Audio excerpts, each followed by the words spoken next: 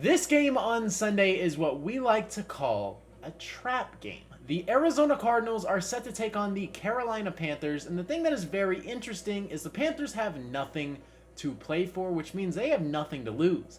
That is the scariest thing in the NFL, because not only is it unpredictable as it stands, but guess what? Bryce Young and the Carolina Panthers literally have nothing to play for. There's no reason they should not go out and give 110%. The Cardinals have everything on the line. They have playoff implications. They have to go perfect for the rest of the year to even have a chance. This game right here is so critical because the game against the Rams is already flexed just because that game could have so much meaning if the Cardinals get this done. And if the Rams win and the Cardinals don't, then our season is over. So we need to get this win, and this is a game that is deemed an easy win for the Arizona Cardinals. But as Cardinals fans, we all have PTSD dating back to like 2014 with Carolina, where they beat us in the playoffs every single time. They beat us in 2014 when we had Ryan Lindley. They beat us in 2015 when they had Cam Newton and obliterated us in the NFC Championship game. They beat us in Cam Newton's return game. Like, it could go on and on and on. Every single time we're supposed to beat them, they beat us. That's how it is. Carolina does not want to win this game, I'm assuming. If you're a Panthers fan, you let me know. But I'm assuming for draft implication purposes, you want a loss. The Cardinals need a win. Like, absolutely have to have it. If they don't, our season is over. Carolina could end that, and let's hope it doesn't happen. But this is legitimately a massive trap game. We have to take care of business. Let's go ahead and dive into how the Arizona Cardinals can combat this. I think when talking about the Carolina Panthers, the player you have to talk about first is Chuba Hubbard. He is having a phenomenal season, averaging 4.6 yards a carry. This is why he got extended. 8 touchdowns, 1,043 yards with 3 games remaining, 225 attempts, and his last 3 have not been fantastic. Averaging 3.2, 3.5, and 3.6 yards per carry, only getting in the end zone 1 time. But as you guys see, he touches that rock. He's been pretty shut down or locked up and contained for the most part these last 3 games, which could vet very well for us. But it could also be bad because he's due for a breakout game at home. But as you guys see against Philadelphia, he had a very solid outing, not a fantastic one because he's under 4 yards per carry. But the yards are there, the touchdowns are there, and Carolina is in a lot of these games. As you guys see right here, Carolina's last 4, they have been in a lot of games with great teams. The Chiefs, they only lost by 3, and Xavier Legette is a player who has dropped a lot of crucial balls recently, and he's a player that I really, really love. We'll talk about him in just a second, but if he comes down with some of these passes, they might have won some of these games. But as you guys see, the Chiefs, who have lost 1 game on the season, they lost by 3. Tampa Bay, one of the best teams getting hot right now, dealing with a lot of injuries. They lost by 3. Philadelphia, they only lost by 6, and I think Philadelphia is the best team in the NFL now. Maybe that streak is dying right now because the Dallas Cowboys with Cooper Rush obliterated them. The defense of Dallas stepped up, killed them. Cooper Rush had like 3 touchdowns, was dissecting them all day long. But as you guys see, they have 3 very competitive games against 3 very good football teams, and hopefully that's not us, but it very well could be. I'm just being a realist here. Like the Panthers, you can't take them lightly. And although they've been pretty competitive, Bryce Young has not looked fantastic, but he has looked so much better in these last couple games than he has all season long, or throughout his entire career, honestly. As you guys see, he's not turning the ball over insanely. He has 5 touchdowns to 3 interceptions. 2 of them came against Dallas, but before that, he has 4 touchdowns to 1 interception. He's not completing at a high rate, and he is playing great defenses. He is making pretty decent plays as well. Like Bryce Young, not bad. And as you guys see, Dallas obliterated them because Bryce Young had no time. The Cardinals have to figure out a way how to pressure Bryce Young, and if we can do that, I think we will be in a fantastic spot because this season, pressure leads to turnovers for Bryce Young. He is statistically one of the worst, if not the worst, quarterback in the entire NFL. He's 30th in QBR, 32nd in touchdowns, and 31st in yards. And yes, I know Andy Dalton played like 4 games. I completely get that, but Bryce Young, still not a fantastic season. Less touchdowns than interceptions. Like, it's just not a great year for Bryce Young. You got to continue to build around him, and things will be okay. And a piece that I think has been fantastic and will be very, very good is Xavier Legette. He's the guy that I wanted the Arizona Cardinals to get personally, but there was no way we were spending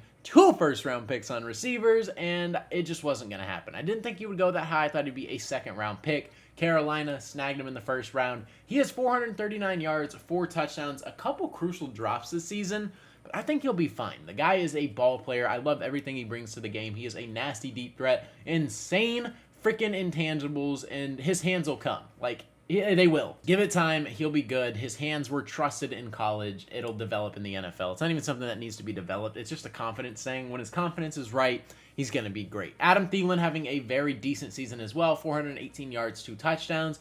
Jalen Coker has 83 yards on 1 play last game. Not having a fantastic season. 2 touchdowns, though. Deontay Johnson. Talk about a disappointing season. He is no longer here either. Then you have Jatavion Sanders, who has 300 yards, David Moore, 286, and Tommy Tremble, 172. Their pass game is not the highlight of this team, and genuinely, there's not many highlights. So let's go ahead and take a look at this. Their defense, one of the worst in the league. They give up about 30 points a game, almost 400 yards. They allow so many points and so many yards. 3.4 touchdowns, which ranks 31st, which is second worst in the entire league. Red zone scoring percent, almost 65%, which is 26th in the league.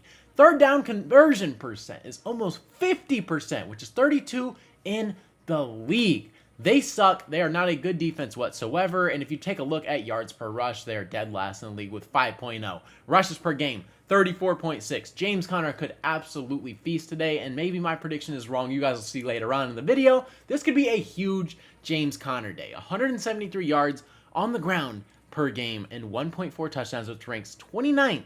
They are not a good team. Their pass defense is a little better than everything else, but it is not good. The Cardinals can exploit a lot of things about Carolina, and if we can establish a good run game, which we have been known to do all season long, we will be in a good spot. And then you flip to their offense, and it's not even any better. 17 points per game, which is 28th in the league. 288 yards, which is 31st in the league. Their third down conversion percent is 28th at 34%, and they only have 1.9 touchdowns a game, which ranks 27th. And their run game, which has been the highlight, is not great. It really isn't. They run the ball almost 24 times a game and only accumulate 100 yards. That's not fantastic whatsoever, but Chuba Hubbard is still having a really solid year. Looking at their passing statistics, they are just absolutely awful. 6 yards per pass, 61 completion percent. Like, none of these are good. 186 passing yards a game. Like, it's just not good stats. And interception percent thrown, 3.28, which is 28th. Abysmal. Bryce Young has not been great. Andy Dalton wasn't fantastic either. Like, the Cardinals should win this game. And a big reason to that could be James Conner, who has been feasting in his last 3. 16 attempts for 110 and 2 touchdowns against the Patriots. I was spot on with this prediction. Literally said 110 scrimmage yards, 2 touchdowns, and he got both of those. Checked those off. The O-line stepped up and played a way better game against the Seahawks, who have been pretty dang good. Their front 7 has looked great. Leonard Williams, shout out to him as well. 18 attempts, 90 yards. 5 yards a carry. And then the Vikings, one of the best defenses in the entire NFL. He had 17 for 68, which is 4 yards a carry. Did not get in the end zone, but a very impressive 3-game stretch right here. This could be a massive day for James Conner, so if it is, do not be surprised. But my prediction is very different, and I'm kind of going out of left field here. And I will show you guys later, but like I'm saying, James Conner is not going to be the MVP of this game. And the thing with the Arizona Cardinals is since we played the Chargers, this defense has been balling out. 15 points, 27 points, 9 points, 6 points, 16 points, 23 to the Vikings, 17 and 30. The highest is 30 in a 8-game stretch against Seattle. And that's where Kyler Murray threw 2 interceptions and basically gave them great field positioning. I'm not worried about this defense. They are playing out of their minds for the past 8 weeks, and we're in a very good spot because of them. Their defense has been the highlight. They have my full confidence right now, and we don't even have a ton of talent on that side of the ball. Thank God Budda Baker is extended. I am so happy for that, but like, the defense, love the way they're playing. We need somebody to play better, though. And that's Kyler Murray, who had his best game of this 3-game stretch right here, but he has not been playing great football whatsoever in these last 3 games, or 4 games, technically, because you can even go back to the other Seattle game. We'll pull up his stats right here. Not great. 0 touchdowns in the first matchup against Seattle with an interception, a touchdown and 2 interceptions against the Vikings. Those picks were kind of just chuck-ups. You can argue that either way, but they're interceptions nonetheless. Seattle, 2 touchdowns, 2 picks. He had a very good second half, but that first half was abysmal through back-to-back interceptions. First time he's ever done that in his career. Just not a good outing. And then the Patriots, very good game-managing game. He was very sick, apparently, going into this. And, yeah, 76% completion percent, 224, and had that nasty little interception where he flicked it up. But it was a roughing the passer, so it did not count.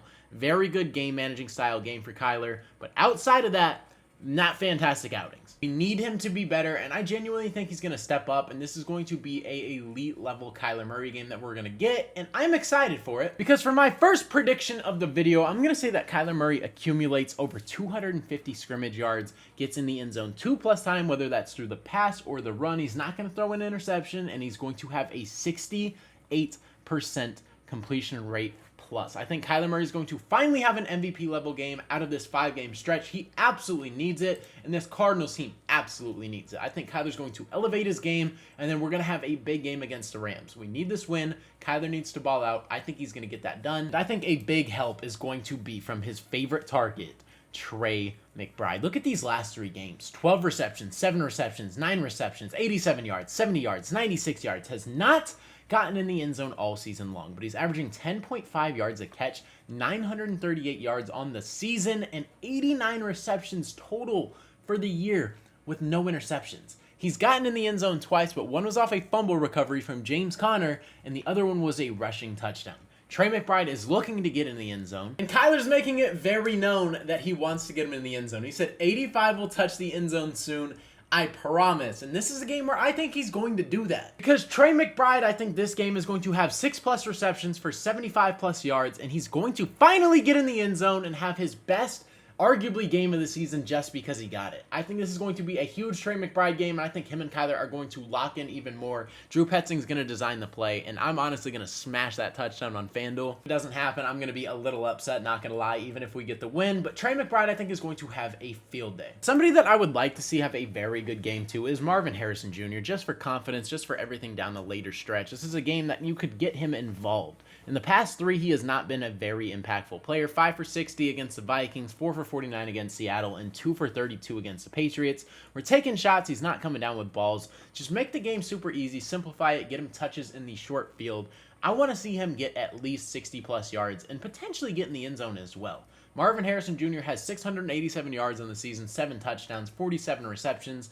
Not a bad season, just not a ton of targets. And even when he does get targets, he's just not coming down with the 50-50 balls that he should, or just, you know, it's just great plays by the defense. I'm not even mad at it. Marvin Harrison Jr. is still having a very good season, but I would like to see him have a confidence game. I want to see that build through the last 2 games of the season. We need to get a win here, but this would be huge if he can get 50+ yards, come down with every single target that's thrown his way, and get in the end zone. That would be fantastic. Let's see if that'll happen. And the thing that the Cardinals are going to have to do that they excelled very good at is convert third downs. Just like the Patriots, the Panthers are equally as bad at converting on third down and also giving up third downs. The Cardinals are a terrible third down team on both sides of the ball. We can't get off the field on third down, and we also cannot convert third downs. But this changed last game against a very bad Patriots team where Kyler Murray was locking in, dissecting the Patriots on third down. We went 10 for 15 on the day, and the Patriots went 0 for 6. This is a huge game, and this is something that the Cardinals have to do consistently if they want to win football games. And my 3 key points for the game are these. I think the Cardinals cannot play conservative football, and we need to establish both the run and the pass. We can't play just dink and dunk 24/7. It's not going to work. Like, I know Carolina is a terrible team, and we could probably get away with doing a lot, but Drew Petzing, don't play conservative, don't play to lose, play to win. Cardinals fans need this. We need this as a team. Let's go 8-7. We need to execute in the red zone and on third down situations. We just talked about this. The Cardinals have to be good on defense and offense, getting off the field on third down and also converting third downs and extending drives, which would lead to the final point where we need to control time of possession. I don't even want a Panthers fluke game. I want to just take care of business, walk away with the win, and get this thing done. This is not a game the Cardinals should lose, and if I had to make a prediction for it, man, I'm going to say the Cardinals win this one 30-14. Let me know down in the comment section below how you guys are feeling about this prediction, man. I think the Cardinals are going to flood the Panthers. I think we're going to take care of business, and we're going to continue to move. We're going to advance to 8-7, and this is a game that I think could be a trap game, but the Cardinals have to get this done in order to keep their playoff chances alive. Let me know how you guys are feeling about it, and if you guys did enjoy today's video, man, consider hitting that subscribe button. I post Arizona Cardinals and NFL-related content, so if you're a fan of either of those, this is the perfect channel for you. But like I said, man, that is all I got for today's video. Hopefully you guys did enjoy. It's been your boy Mythic. Peace out.